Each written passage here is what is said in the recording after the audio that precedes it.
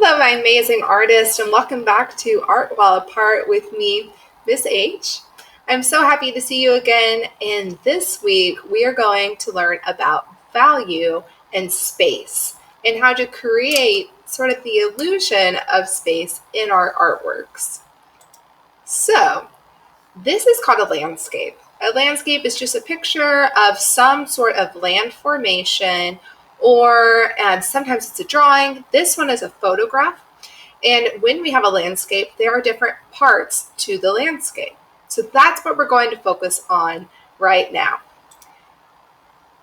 Up here is called the foreground. So the foreground is going to be closest to the viewer. These are going to have details that are bigger, they are more clear, and they're normally more bright, or they have a more clear value. Then as we go a little further back, this is called the midground. So the midground is a little farther away, so things are a little smaller. They're not as clear, like you can see back here. And the value, or how light or dark something is not as clear as it is in the foreground. Okay, then where this blue stripe is, that is called the horizon line. So the horizon line comes from where we see either the sun rising or the sun falling, and that helps create the illusion of space. So if anything is behind the horizon line, that's called your background. Whatever is in the background is way far away, so it is much smaller. And also, something I want to point out is that look how my words are going up the page. So first I started at the bottom of the page, foreground, that's really close to us. Then I go a little farther away, that's a little higher on the page for the midground. Horizon line is right above the midground, and again, it's a little higher on the page. Background is going to be the very highest part of your page, and that is the farthest away. All right, here's some other examples. So also another way to show the illusion of space in a landscape is how big your items are. So here's a guy here in the front. He's in the foreground, so he's going to be pretty big. Midground, see how he gets smaller when he goes further back in space? Also, again, he is going up the page a little bit. Then if he is going to be in the background, I'm actually having him stand on the horizon line.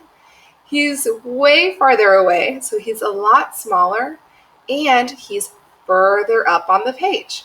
All of these things create this illusion that the picture is going farther back in space.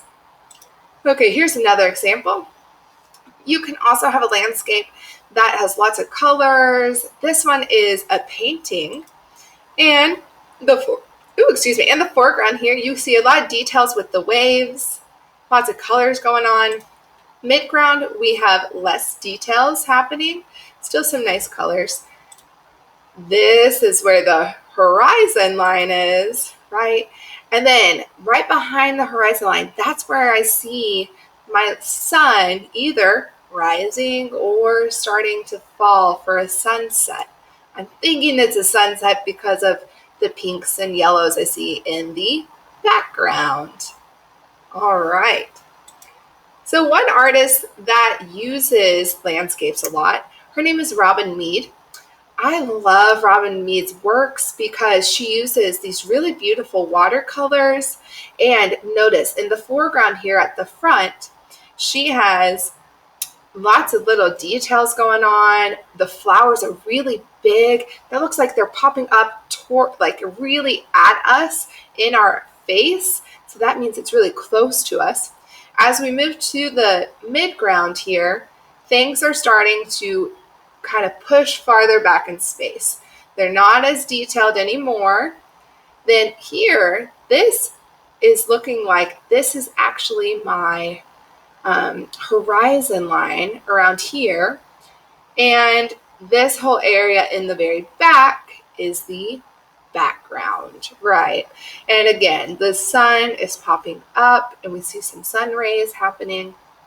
She also uses this where it's black. That is called just like the silhouette. What looks like could be trees over here. So again, she's using this silhouette to just create the illusion that that's really, really far away. Look how small the silhouette of the trees are. If it's really, really small back there, that means it's super far away in the background. Okay, here's another example of Robin Mead's painting. In the foreground here, she has some water. She uses really nice little lines to draw us back into the painting. Also noticed she uses lots of patterns and just details that she adds to her, to all of her artworks just to make it more interesting. And then she created back here, again, she's using that silhouette technique. So you can compare the size of the trees. The trees up here are big because they are closer to the front or to the audience. And then way back here, those little black marks, well, those are actually trees. And if they are really small, that means they are really far away. All right, so that is all about the parts of a landscape and how where we position things in our artworks can create the illusion of space. This week, you're going to create a landscape of your own. I'm going to show you one way that you can do this. It's actually a foldable, and it's just a little different way of creating a landscape. So that's going to be in another video. Also, I'm going to teach you how to play a little game where you can identify or tell me the parts of a landscape. All right, guys, I hope you have a lot of fun this week.